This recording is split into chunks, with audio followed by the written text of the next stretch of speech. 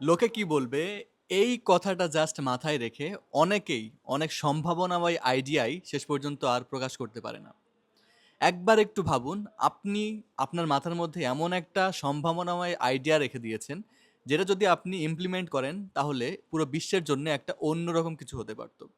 কিন্তু জাস্ট লোকে আপনাকে কি বলবে, আপনাকে নিয়ে মানুষ কি ঠাট্টা করবে কি না, আপনাকে নিয়ে কি জাজ করবে, এই জাস্ট এতটুকু মাথায় আনার কারণে আপনার সেই সম্ভাবনাময় প্রকল্পটা হয়তোবা আর সামনে আসছে না।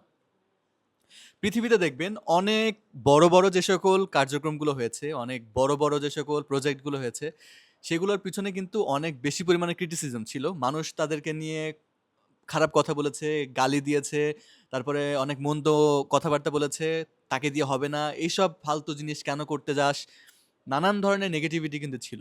কিন্তু সে সকল নেগেটিভিটির ভিতর দিয়ে গিয়েই কিন্তু সেই সম্ভাবনাময় জিনিসটি একসময় বাস্তবে রূপান্তরিত হয়েছে।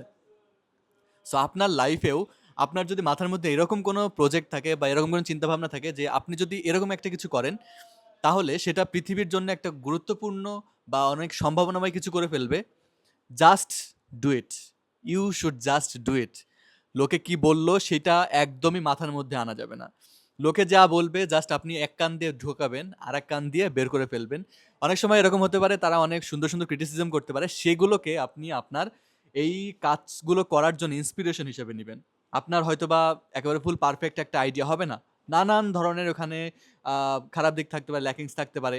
ওই যে মানুষগুলো যে সেগুলো ক্রিটিসিজম করছে, সেখান থেকে আপনি ভালো জিনিসগুলো নিবেন এবং আপনার ওই আইডিয়াটাকে আরো বেশি ফার্নিশ করবেন। কিন্তু কখনোই পিছু পা হবেন না। জাস্ট একবার একটু চেষ্টা করে দেখুন।